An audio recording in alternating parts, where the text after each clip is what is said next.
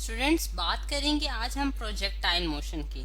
अब सबसे पहले ये हम देखना है कि प्रोजेक्टाइल मोशन हमारे पास कौन सा मोशन होता है। उसके लिए मैं आपको एक फिगर दिखाती हूँ। जैसे कि यहाँ इस फिगर में आपको ये दिखाया जा रहा है कि हमारे पास एक बॉल है जो कि रेड कलर से शो की जा रही है, और उसको मैं जो है वो जो है एक वेलोसिटी के साथ एक मतलब कि एक फोर्स लगा के जो है उसको मैं ऊपर की तरफ उछाल रही हूँ। और वो जो पाथ वो फॉलो करता है, जिसे हम कहते हैं कि ये पैराबोलिक पाथ हम इसे कहते हैं। मतलब कि अगर इसे ज्योमेट्रिकली देखा जाए तो ये हमारे पास बेसिकली एक पैराबोलिक पाथ होता है। ठीक है, जो पैराबोलिक पाथ फॉलो करता है वो उस तरह के मतलब कि मोशन को हम क्या नाम देते हैं, प्रोजेक्टाइल मोशन। ठीक है, ऐसा मोशन हमारे पास क्या कहलाता है, प्रोजेक्टाइल मोशन। अब इसकी जो डिस्क्रिप्शन है, यानी कि इसको डिफाइन करने का जो एक हमारे पास फिजिक्स में जो वे है वो ये है कि ये हमेशा टू डायमेंशनल होता है। अब टू डायमेंशनल को मैं यहाँ एक्सप्लेन भी करती हूँ कि हमारे पास टू डायमेंशनल का यहाँ क्या मतलब है कि टू डायमेंशनल मोशन जो है अगर कोई बॉडी एग्जीक्यूट करती है तो हमारे पास वो प्रोजेक्टाइल मोशन कहलाती है। और दूसरी चीज जो इसमें कहलाती है, यानी कि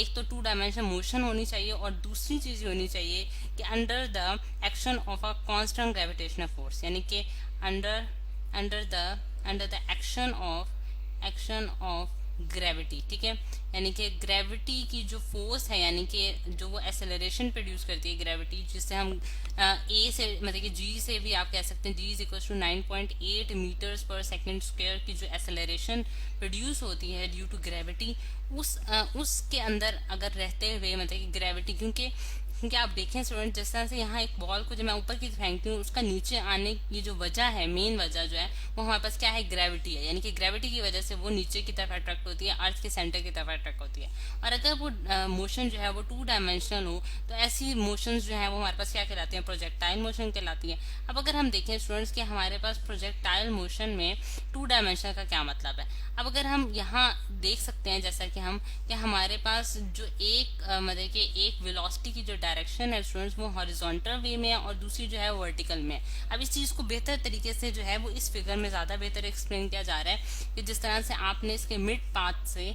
जो है, यानी कि यहाँ से आपने उस चीज को जो है वो डिफाइन किया है। जिस तरह से मैं ग्रीन कलर से शो कर देती हूँ, ये ठीक है, यहाँ से अगर आपने उसे डिफाइन किया, यानी से आप यहाँ से आपने उस पर कोई जो है उसको कोई इनिशियल वेलोसिटी प्रोवाइड की है। ठीक है, कोई बॉल को आपने इनिशियल वेलोसिटी प्रोवाइड की है इन द हॉरिजॉन्टल डायरेक्शन। ठीक है, लेकिन हॉरिजॉन्टल वो कुछ हॉरिजॉन्टल मोशन भी परफॉर्म कर रही है और साथ साथ जो है उसके ऊपर जो है वो ग्रेविटी भी एक्ट कर रही है जो कि उसको नीचे की तरफ धकेल रही है। यानी कि वो नीचे की डायरेक्शन में भी मूव कर रही है और हॉरिजॉन्टल डायरेक्शन में मूव करती है। क्योंकि आप देख सकते हैं कि यहाँ से यहाँ उसने एक हॉरिजॉन्टल डिस्टेंस भी ट्रेवल की है और साथ ही साथ उसने एक वर्टिकल डिस्टेंस भी ट्रेवल किया है। तो इस वजह से हम ये कहते हैं कि ऐसी मोशन जो होती है स्टूडेंट्स हमारे पास क्या कहलाती है, टू डायमेंशनल मोशन, जो कि प्रोजेक्टाइल मोशन में एग्जिस्ट करती है, जिसमें बॉडी जो है वो बोथ मतलब कि बोथ डायरेक्शंस में मूव कर रही होती है। यानी कि उसके पास हॉरिजॉन्टल वेलोसिटी भी होगी और जो है इसी तरह उसके पास वर्टिकल वेलोसिटी भी एग्जिस्ट करेगी। अब अगर हम इसकी कैलकुलेशंस करेंगे कि हमारे पास किस तरीके से हम जो है प्रोजेक्टाइल मोशन में डिफरेंट डिस्टेंसेस निकाल सकते हैं और इसकी वेलोसिटीज की वैल्यू भी हम कैलकुलेट करेंगे। अब सबसे पहले अगर हम देखें स्टूडेंट्स कि हमारे पास जो हॉरिजॉन्टल डायरेक्शन में जो हमने इसको एक इनिशियल वेलोसिटी प्रोवाइड की है, यहाँ मैं लिख भी देती हूँ, इनिशियल वेलोसिटी जो हमने इससे प्रोवाइड किया स्टूडेंट्स, यानी कि उसको जो हमने नाम दिया है वो हमने क्या नाम दिया है कि वी एक्स का नाम दिया है। ठीक है, वी एक्स अगर हमारे पास इनिशियल वेलोसिटी है जो कि हमने इस बॉल को दी है जो कि हॉरिजॉन्टल डायरेक्शन में लग रही है, तो हम ये कहते हैं कि इस डायरेक्शन में जो है वो एक्सेलरेशन की वैल्यू यानी कि ए एक्स की वैल्यू हमारे पास जीरो हो जाएगी।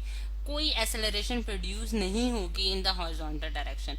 अब इसकी रीजन क्या है, क्योंकि हम ये कंसिडर कर रहे हैं स्टूडेंट्स कि हमारे पास एयर रेजिस्टेंस जो है वो नेग्लिजिबल है। यानी कि हमने एक ऐसा ऐसा पाथ लिया, ऐसा कंटेनर लिया है, ऐसी एनवायरमेंट ली है जहां हमारे पास कोई एयर रेजिस्टेंस एक्ट नहीं कर रही। जब एयर रेजिस्टेंस एक्ट नहीं कर रही तो हमारे पास हॉरिजॉन्टल डायरेक्शन में कोई एक्सटर्नल फोर्स नहीं एग्जिस्ट करेगी। यानी कि एक्सटर्नल, यहाँ मैं लिख भी देती हूँ, कोई एक्सटर्नल फोर्स जो है वो नहीं लग रही, नो एक्सटर्नल फोर्स एग्जिस्ट करती है। ठीक है, यहाँ मैं लिख भी देती हूँ कि external force do not exist. ठीक है, अब जब हमने कोई external force in the horizontal direction नहीं देख रहे, तो इसका मतलब है कि उसके ऊपर जब कोई एक्सटर्नल फोर्स नहीं लगेगी तो वो अपने हॉरिजॉन्टल जो उसकी वेलोसिटी होगी उसमें कोई चेंज नहीं आएगा। जब वेलोसिटी में चेंज नहीं आएगा स्टूडेंट्स, तो हमारे पास क्या हो जाएगा कि एक्सेलरेशन जीरो हो जाएगी, क्योंकि हम ये जानते हैं कि एक्सेलरेशन जो है वो बेसिकली क्या होता है, rate of change of velocity. अब इसके ऑपोजिट अगर हम वर्टिकली मतलब कि जो हमारे पास वर्टिकल मोशन है उसको देखें, तो वर्टिकल में हमारे पास ग्रेविटी जो है वो मेजर पार्ट प्ले कर रही है, यानी कि ग्रेविटी हर पॉइंट पे उस बॉल पे एक्ट कर रही है जो कि इसको नीचे की तरफ धकेलने की कोशिश कर रही है। तो जब नीचे की तरफ उसको पुल डाउन करेगी तो इसका मतलब है कि वर्टिकली जो है, वर्टिकल मोशन में तो ग्रेविटी एग्जिस्ट करेगी, ठीक है, जिसकी वजह से हम जो है उसकी वैल्यू हम लेंगे, लेकिन हॉरिजॉन्टल डायरेक्शन में हमारे पास एक्सेलरेशन की वैल्यू जीरो हो जाएगी। अब अगर मैं ये जानना चाहती हूँ कि मेरे पास जो बॉल है वो हॉरिजॉन्टल डिस्टेंस कितना ट्रेवल करेगी, हॉरिजॉन्टल डिस्टेंस कितना ट्रेवल करेगी मतलब कि ड्यूरिंग इट्स मोशन, तो फिर वो हम किस तरह से निकाल सकते हैं स्टूडेंट्स। के लिए हमने एक फॉर्मूला जो है वो पढ़ रखा है। अगर मैं स्क्रॉल डाउन कर लेती हूँ थोड़ा सा स्क्रीन को, कि हॉरिजॉन्टल जो डायरेक्शन आ जाती है वो हम अगर मैं एक्स से डिनोट करती हूँ तो x is equal to v t, हमने फॉर्मूला पढ़ा हुआ है, ठीक है। तो x is equal to v जो है स्टूडेंट्स वो हमारे पास वो वेलोसिटी होगी जो कि इनिशियल वेलोसिटी हमने प्रोवाइड किया है उसको, ठीक है। तो वी एक्स इंटू टी आ जाएगा हमारे पास। इसी तरह अगर हम देखें कि हमारे पास जो वर्टिकल, ये हमारे पास हॉरिजॉन्टल डिस्टेंस की बात की है, इसी तरह मैं यहाँ डॉटेड लाइन को सेपरेट करके यहाँ वर्टिकल डिस्टेंस की बात करने जा रही हूँ। अब वर्टिकल डिस्टेंस देख लेते हैं उसने कितना ट्रेवल किया, ठीक है। ये तो हमने हॉरिजॉन्टल डिस्टेंस की बात की, बिल्कुल यही फॉर्मूला यूज करेंगे कि हमारे पास वर्टिकल डिस्टेंस निकालने के लिए हम क्या करते हैं कि सेकेंड लॉ ऑफ मोशन अगर हम यूज करें तो s is equal to v i t plus half a t square, हमारे पास फॉर्मूला आ जाता है। अब s जो है वो डिस्टेंस होगा जो कि वर्टिकल डिस्टेंस, जिसे मैं y से डिनोट कर रही हूँ, जिससे यहाँ मैंने हॉरिजॉन्टल डिस्टेंस को x से डिनोट किया स्टूडेंट्स, इसी तरह वर्टिकल डिस्टेंस को मैं y से डिनोट कर देती हूँ। यहाँ भी इसकी मैं जो है सिंबल्स लगा देती हूँ कि ये जो वर्टिकल डिस्टेंस है ये मैंने y से डिनोट कर दिया और ये मेरे पास x है, ठीक है। तो y जो है हमारे पास क्या हो जाएगा, y is equal to v i t, यानी कि वी आई हमारे पास स्टूडेंट्स वो इनिशियल वेलोसिटी है जो कि हमने वर्टिकल वे में हमने प्रोवाइड किया। तो आप जानते हैं कि वर्टिकल डायरेक्शन में हमने कोई वेलोसिटी जो है वो अप्लाई नहीं की, यानी कि वर्टिकल में उसकी इनिशियल वेलोसिटी क्या थी, जीरो थी हमारे पास, ठीक है। हॉरिजॉन्टल वे में हमें वी एक्स प्रोवाइड की थी, लेकिन वर्टिकली हमने कोई भी नहीं अप्लाई की, तो इसलिए वी आई हमारे पास क्या होगी, जीरो होगी, प्लस हाफ, और a जो है वो एक्सेलरेशन है। इस केस में हमारे पास स्टूडेंट्स एक्सेलरेशन जो है वो ड्यू टू ग्रेविटी है, तो इस वजह से मैंने a को रिप्लेस कर दिया है g के साथ। और टाइम जो उसने लिया है, यानी कि बॉल ने यहाँ से यहाँ तक पहुंचने में जो टाइम लिया है हमारे पास, वो हमारे पास t टाइम है। तो y इज इक्वल टू हमारे पास क्या आ गया, हाफ जी टी स्क्वायर, ठीक है, हाफ जी टी स्क्वायर। तो ये है स्टूडेंट्स हमारे पास वर्टिकल डिस्टेंस जो कि बॉल ने ट्रेवल किया। अब अगर हम देखें तो ये इस तरह से हम जो है इसको देख सकते हैं। अब यानी कि हमारे पास इसकी एग्जांपल्स अगर देखें स्टूडेंट प्रोजेक्टाइल मोशन की, तो हमारे पास बहुत सारी एग्जांपल आ सकती हैं। जिस तरह से हम कहते हैं कि अगर हम मिसाइल को लॉन्च करते हैं लॉन्चिंग पैड से, तब उस केस में हमारे पास जो है वो भी हमारे पास एक प्रोजेक्टाइल की एग्जाम्पल है। इसी तरह क्रिकेट बॉल को जब आप बैट से हिट अप करते हैं तो वो भी एक प्रोजेक्टाइल है। इसी तरह डिफरेंट केसेस जो कि हमारी डेली लाइफ में एग्जिस्ट कर रहे हैं वो प्रोजेक्टाइल मोशन को एग्जीक्यूट कर रहे होते हैं, और ये बहुत हमारे लिए इंपॉर्टेंट है। अब अगर प्रोजेक्टाइल मोशन को मजीद सॉल्व करने के लिए, उसके मजीद कंपोनेंट्स जानने के लिए जो है हम क्या करते हैं कि रेजोल्यूशन ऑफ द कंपोनेंट्स को यूज करते हैं। अगर हम देखें स्टूडेंट्स की ये वाली चीज, यहाँ मैं अब दोबारा वापस आती हूँ उस फिगर की तरफ जो कि हमने सबसे पहले पेस्ट की थी, कि हमने जो उसको वेलोसिटी प्रोवाइड किया स्टूडेंट्स, जो कि हम इनिशियल वेलोसिटी जिसे हम कह रहे हैं, जिसे हम यहाँ एरो हेड से शो किया जा रहा है, वो एक एंगल थीटा के जरिए जो है वो अप्लाई की जा रही है, यानी कि उसका जो हॉरिजॉन्टल के साथ जो एंगल बन रहा था वो हमारे पास थीटा था।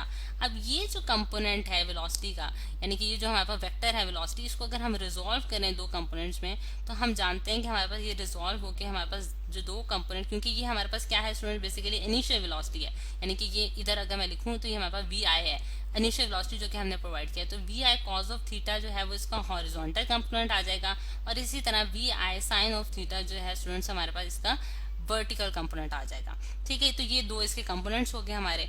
अब अगर हम ये जानना चाहते हैं स्टूडेंट्स कि हमारे पास जो है फाइनल वेलोसिटी हॉरिजॉन्टल डायरेक्शन में after time T, after time T की बात कर रही हूँ, मेरे पास क्या होगी, और इसी तरह वर्टिकल डायरेक्शन में मेरे पास final velocity after time T हमारे पास क्या होगी, और फिर ये एंगल यानी कि जिस एंगल पे आपने उसको हिट किया है वो एंगल हम किस तरह से फाइंड आउट कर सकते हैं। तो ये सारी चीजें हम प्रोजेक्टाइल मोशन में जो है, जो कि अननोन है हमारे लिए, उन सबको हम फाइंड आउट करेंगे इन द नेक्स्ट लेक्चर। तो हम नेक्स्ट लेक्चर में इन सारी चीजों को कंटिन्यू करते हैं।